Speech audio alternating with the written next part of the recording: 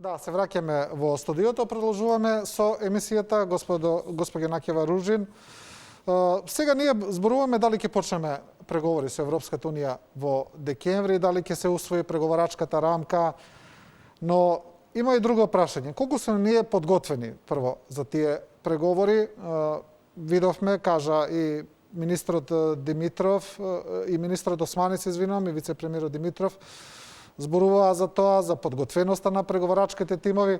Таму, значи, треба едно сериозно доекипирање на таа проблематика, но знаеме дека и тие преговори сега и со новата методологија, значи, може да не вратат и назад, може и да се стопираат, но може да траат и доста долго.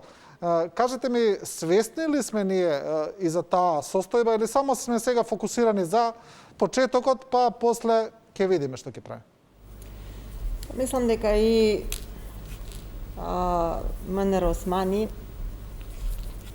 и министерот Димитров се длабоко свесни за капацитетите со кои ги располага администрацијата за преговори со Европската унија по различните поглавја и секако дека течат активности за доекипирање, за кадровско дополнување, за освежување, за дополнување на капацитетите за да бидеме што поподготвени. Инаку јас ќе ви кажам, пред 4-5 години, да речеме, српската страна, односно српските преговарачи при нивна посета на Шведска и еден настан кај што тие дискутираа за нивните искуства во делот на преговарањето со Европската унија, не пропуштаа прилика да нагласат колку биле позади македонската страна, односно колку многу можеле да научат од македонските колеги, заради тоа што нашите институции, особено Секретаријатот за европски интеграции, бил на некој начин предњачал, односно водел, односно останатите земји од регионот, во делот на кадровска екипираност, меѓутоа исто така и во делот на капацитет за да може да се носи со тие преговарачки процеси. И сега доста години имаат поминато од тогаш.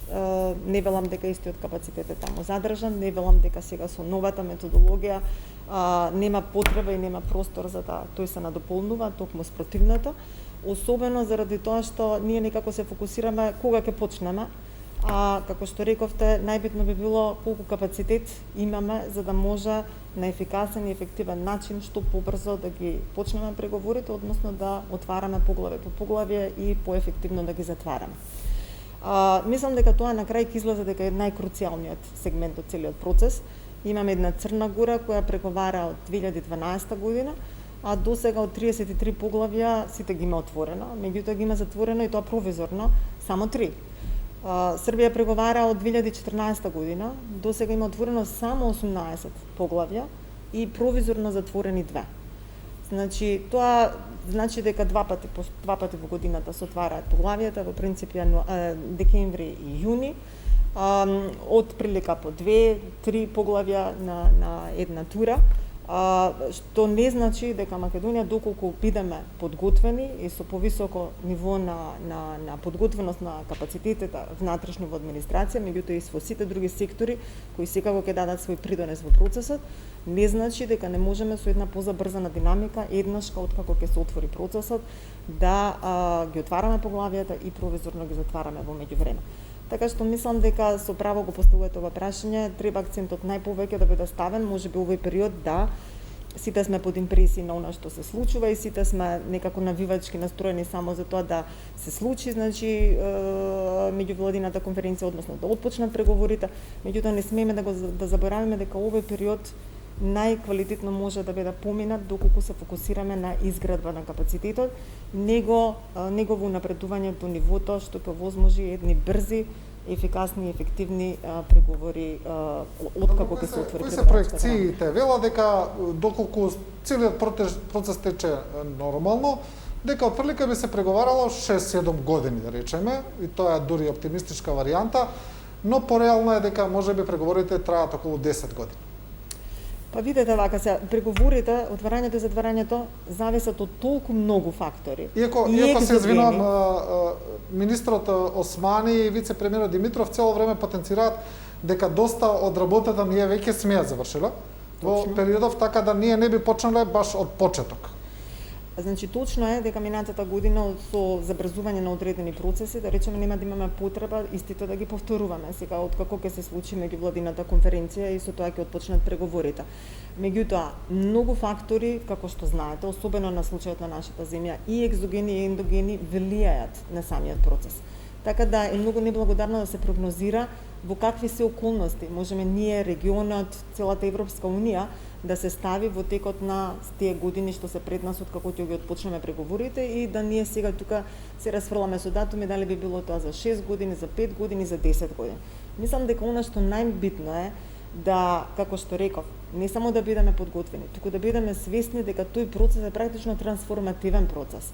Тој е процес што треба нашата економија, нашата администрација, нашето општество, значи целокупната земја и сите ние што живееме тука, да не изгради, да не унапреди, да не издигне до ниво што ќе може да функционираме и на слободниот економски пазар во Европската Унија, да ги почитуваме вредностите, да ги почитуваме основните права, слободи и така натаму, значи да живееме со тие вредности на Европската Унија. И мислам дека тие два сегменти се најбитни, да ние како граѓани, политичарите, исто така администрацијата се фокусираме на нив. Да. По однос на ово, јас сметам нешто подруго. Ние преговорите се една работа, додека примената на преговорите на тоа што е договорено до тогаш е друга работа. Ако ние успееме да ги отклониме многу слабости кои веќе 10 години наназад се повторуваат во годишните извештаи за напредокот на нашата земја во интегративниот процес, тогаш тој процес може да трае најмалку 4-5 години. Ако успееме успешно. Ако ние продолжуваме така само да се фалиме и ретко нешто да примениме, овој процес може да трае 50 години. Не е там само во преговарање, затоа што сега таа рамка на преговарање малку е упростена. Нема веќе 33 поглавја, туку има, мислам, 6 или 8 теми групирани во едно поглавје. Кластери. Ако ние понатаму продолжиме со изградба на партиска држава, со партиски вработувања, со создавање на судство без критериуми, со партиски кадри и така натаму, ние воопшто и не треба да се надеваме и да разговараме за тој процес. Се знае дека такви проблеми и денеска има и Бугарија и Романија, но веќе Европската Унија е решена да не ги толерира тие работи. Но ако успееме, ние без оглед сите граѓани на нашата држава, без оглед опозиција, позиција, но позицијата ја има таа одговорност да ги реализираме и да создаваме вистински, приближно вистински европска држава со ефикасно судство, со јака економија, со социјални пакети и така натаму, тогаш надежта за брзо зачленување е голема. Ако продолжиме така како што 30 години работиме, тогаш тешко е да поверуваме дека еден ден во многу блиска иднина ќе бидеме земја членка. Да, Се зависи од нас, не зависи од Европската Унија. И ние не треба пред граѓаните да излеземе, ево овој пат не успеавме затоа што Франција не блокираше, Германија не блокираше, Бугарија и така. Ние треба да работиме кон таа работа. Гледам, господине Халили, дека овој пат значи надлежните даваат изјави со кои јасно ставаат на доза на резерва дека може да не ги почнеме преговорите. Директно кажа премиерот Заев, јавноста треба да се подготви за тоа дека е сосема можно. Од друга страна, приметувам дека изјавите на вице-премиерот Димитров во однос на она што се бара се за една доза поостри од изјавите на премиерот Заев и министрот Османи, кои гледам дека се обидуваат да се изразат помеко, по-дипломатски, иако верувам дека сите исто мислат, тоа не се сомневам. Но кажете ми, мислите ли дека и некако целиот впечаток ми е дека овој пат Не сме толку, да речам, не сме толку возбудени околу прашањето како што беше, да речеме, со Преспанскиот договор, со влезот во НАТО, кога беше многу повеќе прашањето да се биде или да не се биде, кога некако беше постоеше еден впечаток дека мора да се потпише тогаш, дека тогаш е моментот, не сме да се пропушти. Ми се чини сега дека за почетокот на преговорите дека е помлака ситуацијата, дека не се гледа толку фаталистички, дека мора да се почне по секоја цена. Добро, Преспанскиот договор беше друга сторија. Да. И премиерот Заев не треба да се обрати до граѓаните да бидат психички спремни дека нема да успееме. Тој треба со неговата влада, со неговиот тим да работи, да ги отклони сите препреки да бидеме спремни ние. И тука не е прашање на психичка подготвеност. Што треба, например, не само неговата влада, сите влади до сега, владење на правото. Владењето право треба јак судски систем кој не е политизиран, не е партизиран. Не, но тука се мисли на барањата на Бугарија, да. Тој се наслонува на политички флоскули. Јас ги елиминирам тие политички препреки, тоа е друга работа.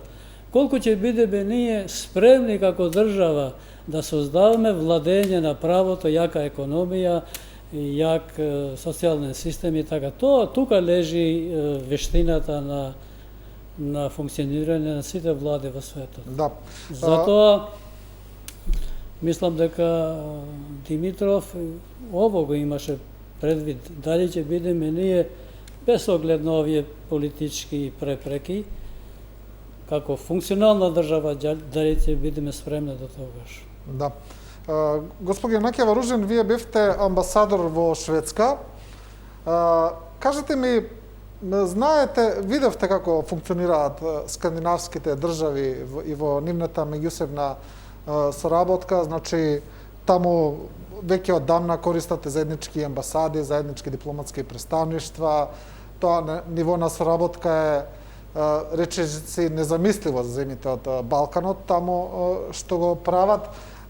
Кога би направиле една споредба во однос на македонско-бугарскиот спор, тие тоа и го кажуваат, многу често гледам дека и од Германија и од Франција доаѓаат пораки дека им е прилично апсурдно прашањето, прилично се апсурдни барањата на Бугарија, но кажете ми како тие гледаат на оваа балканизација, веќе балканизација е еден општо прифатен израз за оваа состојба. Знаете како не само кај нас, тука во другите земји на Балканот, ние некако имаме една тенденција, една особеност да сакаме да се гледаме себе си како жртви. Да сакаме да се гледаме дека сме посебни, дека тоа што се случува кај нас, ама никогаш не се случило никаде. Никогаш ниту пак ќе се случи некаде. И тоа на некој начин мислам дека уште повеќе го стимулира тој некој комплекс на инфериорност, што за жал после тоа има реперкусии во сите останати сфери на општествено, политичко, економско делување. Кога гледаме од друга страна на Скандинавија, еве на нордискиот регион, гледаме на тој регион со розови наочари. Значи, мислиме дека она што денес како гледаме таму, насмејани политичари, насмејани граѓани, кои се однесуваат едни спрема други со максимална почит, разбирање, чии одлуки се базираат на компромис, на консензус и така натаму. Мислиме дека тоа од секогаш било така, што не е случај. Значи, верувам дека повеќето од нашите граѓани ќе се зачудат кога би слушнале дека со векови тој регион, исто така како и Балканот, бил предмет на крвави пресметки, братоубиствени војни, борби за превласт, едноставно поле кај што се надпреварувале империалистички сили, односно регионални сили, во нивниот случај Данска и Шведска, и помали земји, односно економски или од друг аспект по слаби земји како Финска и Норвешка. Така што, она што денеска го има нордискиот регион, како соработка, што е апсолутно екземпларна соработка, дури на глобално ниво, не било случај пред 300 години. Напротив, Нордискиот совет е формиран 52 година и тоа е практично тело, формално, за соработка на парламентарна основа, значи на собраниска основа, и некаде 71 година е формиран и Нордискиот совет на министри, кој што практично е форум за соработка на премиерите на земјите од Нордискиот регион и исто така на министрите назначени за нордиска соработка. Она што е екземпларно сега е дека целокупната соработка и нивното делување функционира во насока на поддршка на тој нордиски модел. Значи, земји кои меѓусебно се разбираат, се почитуваат, кај што има високо ниво на владење на правото, високо ниво на слобода на изразување, земји кај што постои толеранција, еднаквост, солидарност и исто така земји кои се блиски со природата. Тоа е нешто што и на формален и на неформално ниво се одвива помеѓу овие земји и треба на нас да ни представува основа за соработката во регионот. Зошто сега прашањето ваше беше како тие гледаат на ова? Не може да разберат од причини што дури кога коментираат своето крваво минато во меѓусебните односи пред 300-500 години, тие никогаш себе не се доживуваат како победници или губитници. Значи, некоја земја е империалистичка сила и била таа што напаѓа и освојува, а друга земја помала била таа што е предмет на освојување. Едноставно ги доживуваат тие настани дека припаѓаат во еден друг цивилизацијски контекст. Многу разумно, многу рационално ги прифаќаат како такви.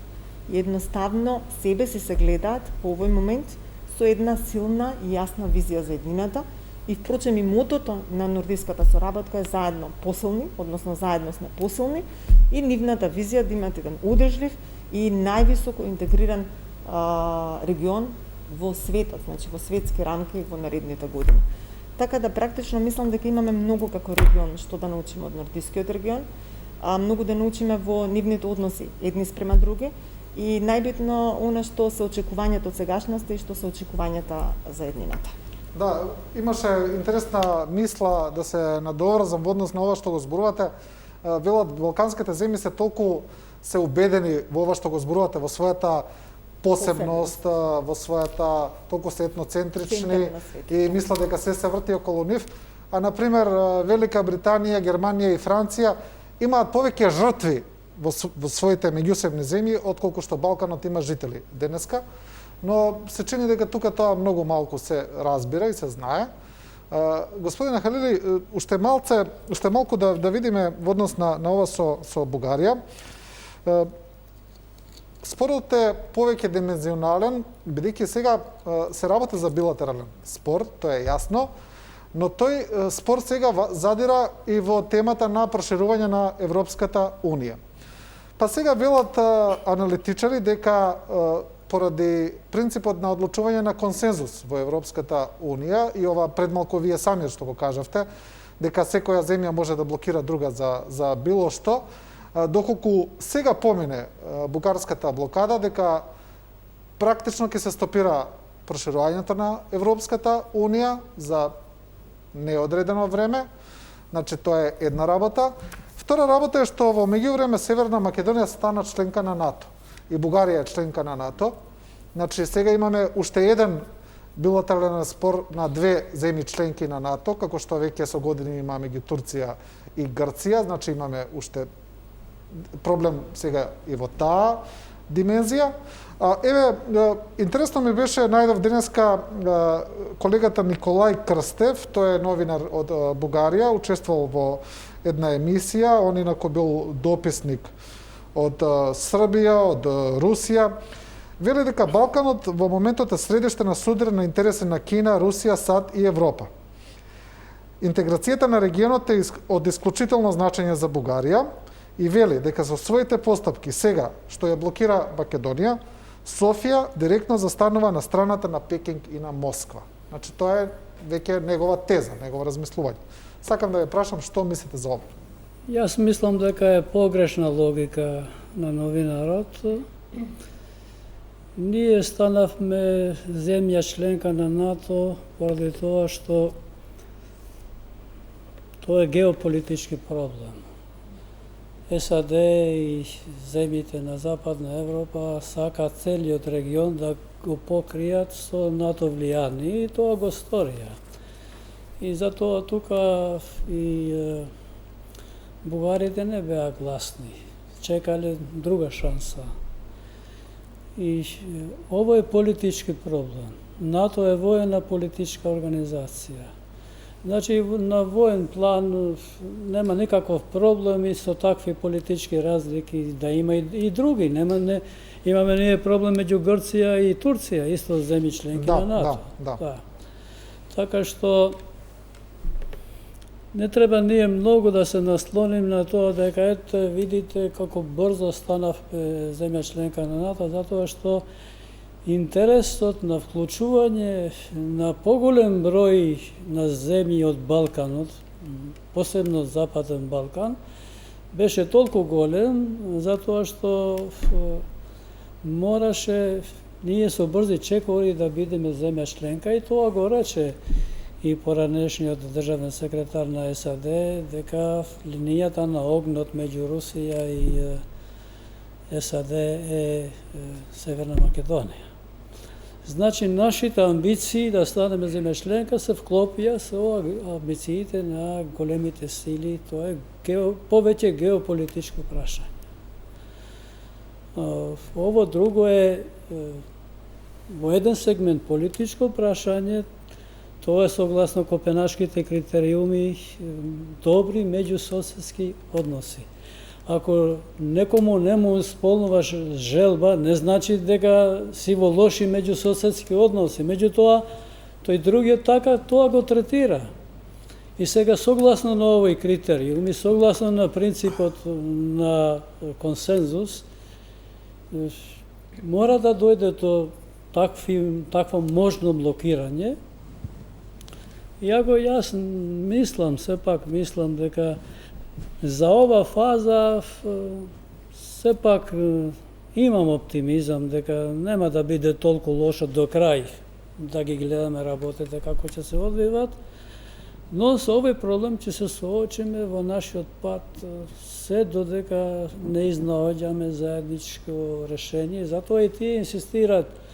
Проблемот кај нас беше што ние овој проблем го представивме само како тоа е билатерален проблем кој нема рефлексии во можното блокирање.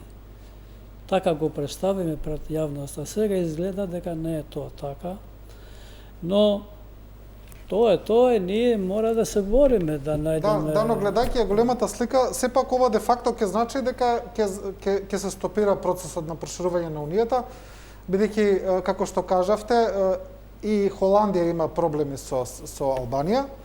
Србија и Црна Гора преговараат веќе десетина години, таму значи нема никаква назнака дека нешто ќе се забрза, и доколку ова сега требаше да биде некако... Босна и Ерцеговина е никаде, бидејќи во Косово е изолирано, едина земја која не... Така да се чини дека тој процес ќе биде блокиран, де факто нема да има некакво проширување во блиска иднина.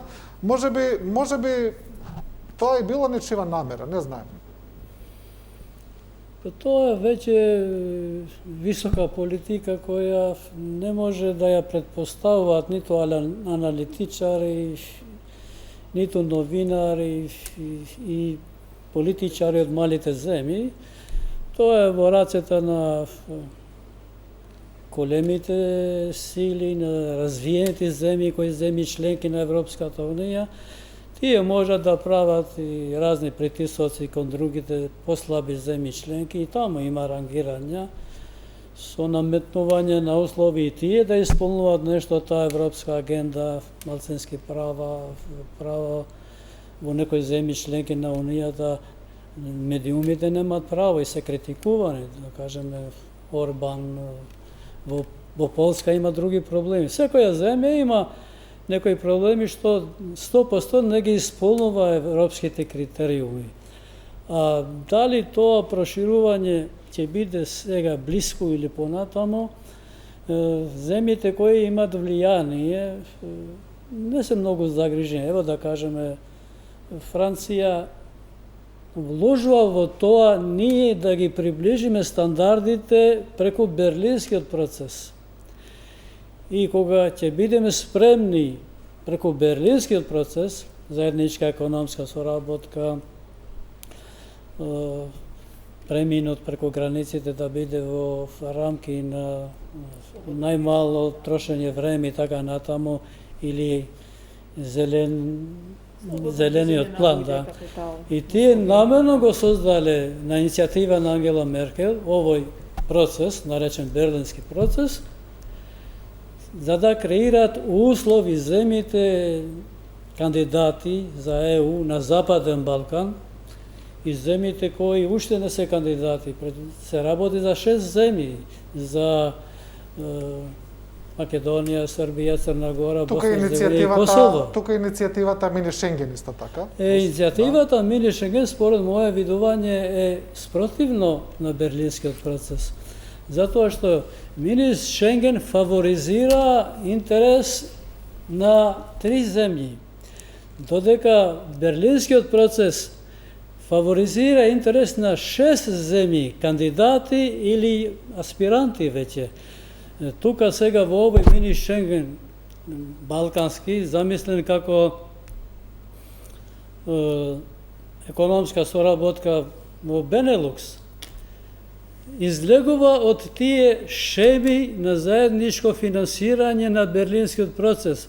Берлинскиот процес е поддржан од Европската комисија, од многу интернационални фондови, од земји членки како Германија, Франција, Австрија, Италија, Грција. И тие имат и фонд, имат ево веќе 9 милиарди евра за еден тип на развој, 20 милиарди евра. Овде е една волонтерна иницијатива меѓу тројца шефови на држави, Вучич, Рама и Заев, кои му дават предимство дипломатско на повторно истакнување на Вучич и Србија како водач на регионот. Ја не ги гледам исто овие две работи, затоа што ние имаме ЦЕФТА, слободна трговија, потоа имаме South European Economic процес на земјите на југоисточна Европа за соработка. Тука во ова рамка треба да се движиме и Берлинскиот процес. Тука се финансиите и тука е процес на сите 6 држави кои треба да се подготвуваат да бидат земја членка на Унијата. Да. Кога зборуваме за функционирањето на Унијата, значи во Бундестагот веќе има иницијатива, значи за промена на одлучувањето со консензус. Дел од пратениците во Бундестагот велат дека тоа создава блокади за Европската Унија, дека создава нефункционален принцип. Исто така видовме дека има предлог во Европската комисија и за скратување на финансирање на одредени земји членки, доколку во нив има повреда на принцип на водење на право и низ други критериуми. Се разбира, ова е првичен предлог, се уште не е усвоено, тек ќе се дискутира за тоа, но мислите ли дека поради овие слабости за кои што зборуваме, поради земјите како Унгарија, како Полска, веќе ги споменавме, како Романија, како сега и Бугарија, кај што има сериозни проблеми со борбата против корупцијата, со водење на право, Европската Унија не успева да мрдне од точката, да биде она што го зборуваме цело време економски джин, но политичко џудже. Мислите ли дека они не можат да изградат силна надворешна политика, не можат да изградат кохезивен начин на функционирање, како што, да речеме, има САД, туку цело време вака лутаат во овие своји насоки? Па видете, јас не би рекла дека е тоа лутање. Сепак треба да разбереме дека изминатите 5-6 години целиот свет и Европската Унија беше соочена со тектонски промени и на економски, на финансиски, на геополитички план. Сега е веќе со пандемијата, значи ситуацијата, така да јас сум малку поумерена, да кажам, во оценување на успесите кои како Унија ги има, да кажам, постигнато и доживеано во контекст на сите тие предизвици што кои беше соочена. Не можеме да кажеме дека нема успеси, напротив, Секако дека при многу ситуации се гледа дека доаѓа до блокирање на процесите, само заради тоа што се инсистира на принципот на консензус во носењето на одлучувањето. Меѓутоа, тоа е па од друга страна солидна основа да се обезбеди едноставно бекирање или поддршка за секоја одлука и за секој процес од страна на секоја членка на Европската унија. Сега, тука треба да се размислува што за сметка едното за другото, во контекст во однос на другото, до која граница, до кој ниво би се компрометирало, доколку, да кажем, се напушти концептот, принципот на униформно одлучување, односно консензуално одлучување и за сметка на тоа дали можеби понатаму би се креирале, да речем, стравувањата на земјите кои доаѓаат од југоисточна Европа, беше дека можеби би се креирале неколку нивоа на влијанија во Европска унија, значи земјите членки кои се оснивачи на Европската унија, кои се јадрото од Централна Европа, па тука и се и Северна Европа би биле, да кажем, едно ниво кое е на високото ниво, додека други земји од Централна и Источна Европа би биле на некое подолно ниво, дали можеби сегашните земји аспирантки и кандидатки би дошле на некое трето ниво и така натаму. Така да има многу про и конс кои треба да се разгледуваат симултано и секако треба да се разгледуваат од аспект на интерес на малите земји членки и особено од аспект на интерес на земјите членки кои топрва треба да се придржуваат кон унијата. Инаку да зборуваме дека нема резултати, мислам дека е безпредметно. Европската унија и во делот на надворешната политика, во делот во сегментот на безбедносната политика, секако европската економска област, монетарната политика и така натаму, нешто што понатаму во фискалниот дел се разговара, се преговара да дојде, мислам дека е навистина за почит како заедница од толку многу земји членки составена, што е тоа што го има остварено. Да. Добро, не истече времето, ви благодарам за гостувањето во оваа емисија. Благодарам за поканата. Почитувани гледачи, вие следевте уште една анализија на телевизија 24.